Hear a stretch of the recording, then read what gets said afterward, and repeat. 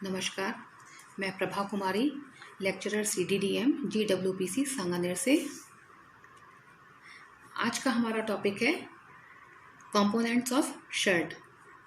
मतलब शर्ट के डिफरेंट जो पार्ट काम में आते हैं जब हम शर्ट बनाते हैं वो हमारे कौन कौन से होंगे।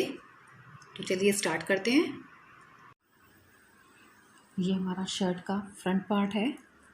इसमें सबसे पहले कॉलर बैंड, जो ये यहाँ दिख रहा है इस तरफ से कॉलर के साथ जो कॉलर बैंड लगता है वो है। उसके बाद हमारा मेन आता है मेन लेवल, जो कि हमारा ये साइज़ को शो करता है।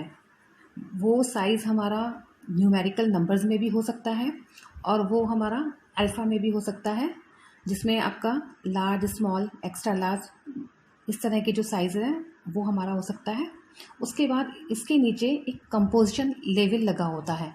वो कंपोजिशन लेवल होता है जो हमारा ये शर्ट बनी है वो फैब्रिक किस तरह का है, 100% कॉटन है या उसमें कुछ मिक्स है दूसरा फाइबर, तो उसके बारे में पूरा ये लिखा होता है। और इसी के पास में उसका ब्रांड लेवल भी होता है, या कई बार वो ब्रांड कौन सी ब्रांड का है तो वो भी इसी के साथ में लगा होता है। नेक्स्ट है फिर हमारा ये कॉलर, जो कि कॉलर बैंड के साथ लगी होती है। ये कॉलर अलग अलग शेप में हो जाती है। इन दोनों पॉइंट्स के बीच में दूरी कितनी है वो डिपेंड करता है अलग अलग डिज़ाइन के हिसाब से, कितनी चौड़ी है, या शेक्सपियर कॉलर है या कटअवे कॉलर है। उसके बाद फिर ये हमारा है यहाँ पे योक लगता बैक में है, लेकिन वो थोड़ा सा पार्ट हमारा उसका फ्रंट में भी दिखाई देता है। तो वो दोनों तरफ हमारा ये योक का थोड़ा थोड़ा पार्ट आया हुआ है वो नज़र आता है। उसके बाद नेक्स्ट हमारी ये प्लेकेट, जो ओपनिंग जो हमारी लगती है। अब ये प्लेकेट हमको पूरी ओपन चाहिए या कम चाहिए, हमको 3/4 चाहिए, या केवल सिंगल फेसिंग हमने केवल कपड़े को फोल्ड किया हुआ है, या बॉक्स प्लीट वगैरह लगाई हुई है, या हमने फ्लाई प्लेकेट है जिसमें एक होता है कि ये 2 बार हमारी प्लीट बनती है, प्लीट जैसे हो जाती है, जिसमें फिर हमको ये बटन नज़र नहीं आते हैं। तो वो हमने कैसी बनाई है उसके हिसाब से ये हो जाता है। उसके बाद ये हमारा आर्मोल लेंथ आती है, जहाँ से उस पर जो ये स्लीव है हमारी हाफ या फुल हमने जो लगानी है वो उसके साथ लगती है। फिर हमारा ये पॉकेट है। पॉकेट हमेशा शर्ट के लेफ़्ट साइड में लगती है अगर हमने सिंगल लगानी है, एक ही लगानी है तो, और अगर हम दोनों तरफ लगानी है तब तो दोनों तरफ लगेगी। अदरवाइज़ अगर सिंगल पॉकेट है मेनली ज़्यादातर वो हमारे लेफ़्ट साइड में लगती है। और वो इसलिए लगती है क्योंकि हमारा राइट हैंड का मूवमेंट ज़्यादा होता है, तो राइट हैंड के हिसाब से वो लेफ़्ट हैंड पे है तो हमारा हाथ ईजीली पॉकेट के लिए जा सकता है। नेक्स्ट फिर हमारा आता है ये स्लीव अगर फुल है तो फुल लेंथ हो गई, अगर हमने हाफ़ ली है तो वो हाफ़ लेंथ हो जाएगी। हाफ़ में भी फिर अगर हमने हाफ़ ली है तो हमारा जो कोहनी वाला जो मेज़रमेंट आता है उससे करीब 2 इंच 1.5 इंच ऊपर तक रहती है, और उसके बाद में फिर फैशन और आपके डिज़ाइन के हिसाब से वो चेंज भी हो जाता है।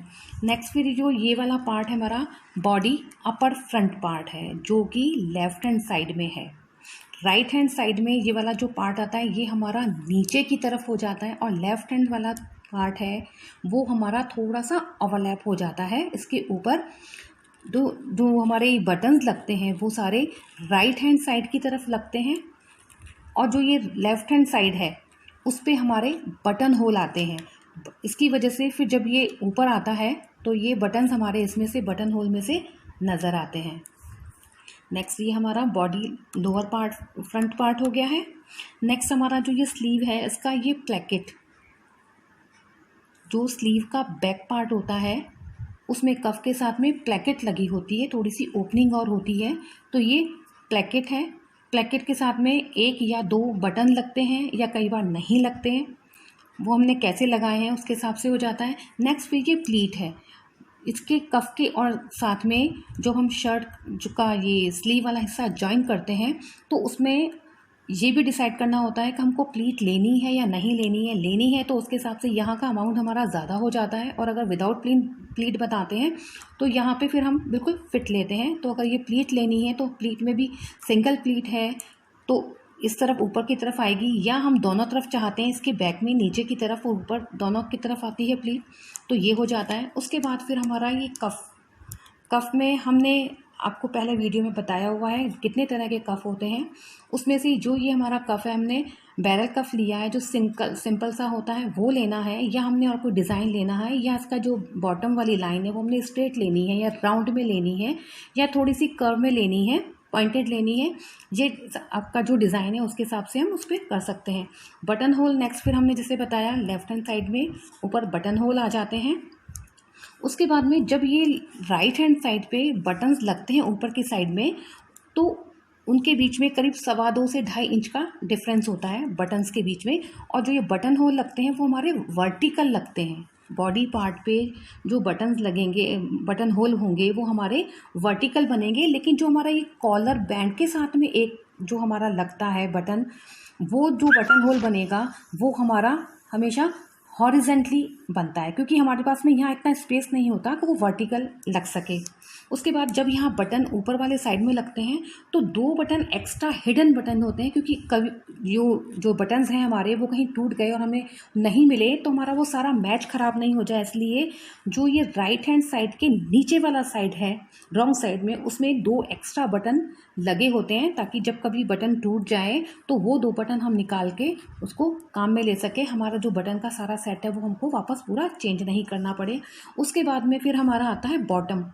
ये बॉटम डिसाइड करना होता है कि हमको स्ट्रेट लेना है या हमारा थोड़ा सा इस तरह से राउंड आ जाता है। अगर हमने स्ट्रेट लेना है तो स्ट्रेट में हमारा 3 सेंटीमीटर की फोल्डिंग होती है, जो कि 1/2 सेंटीमीटर जाने के बाद में करीब 2.5 सेंटीमीटर की सीम लाइन आ जाती है।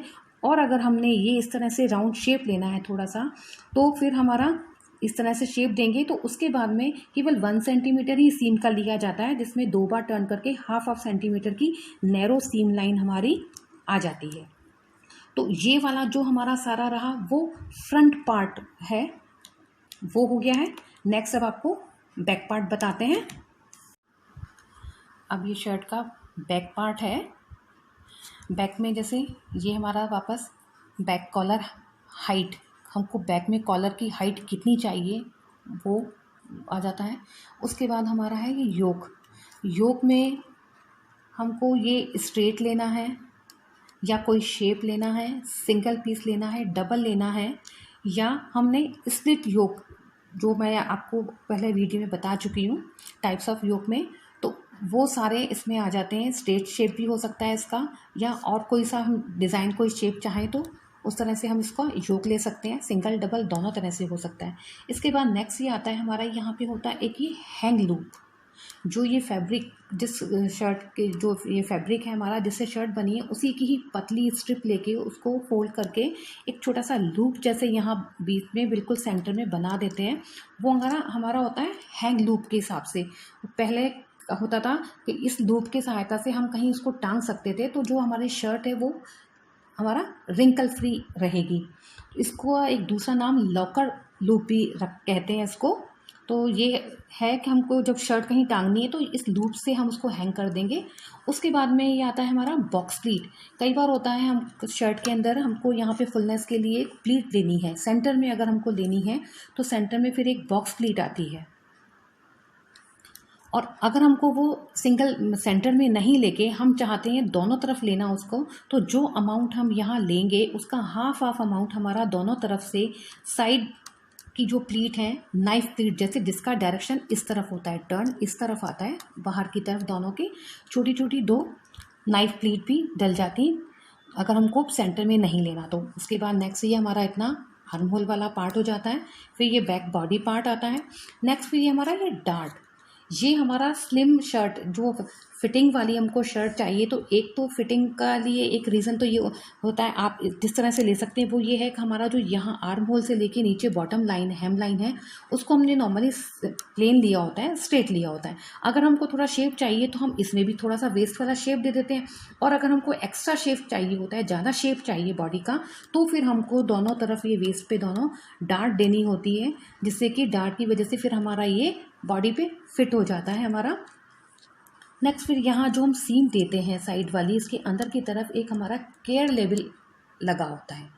वो केयर लेवल से हमको पता लगता है जो ये शर्ट जिस फैब्रिक से बनी है उसकी हैंडलिंग हमको कैसे करनी है। वो सारे इंस्ट्रक्शन होते हैं उसमें कि हमको उसको वॉशिंग कैसे करना है, गर्म पानी से है या ठंडे पानी से है, या हम हैंड वॉश कर सकते हैं, मशीन वॉश हो सकती है, या केवल ड्राई क्लीन ही होगी। वो आयरन हमको करनी है तो किस टेम्परेचर पे करनी होगी। और उसके अलावा हमको अगर पानी भी काम में लेना है तो ठंडा गर्म कैसा पानी आप उसके लिए लेंगे। तो ये सारा जो हमारा केयर लेवल है उसमें वो सारे इंस्ट्रक्शन उसके लगे होते हैं।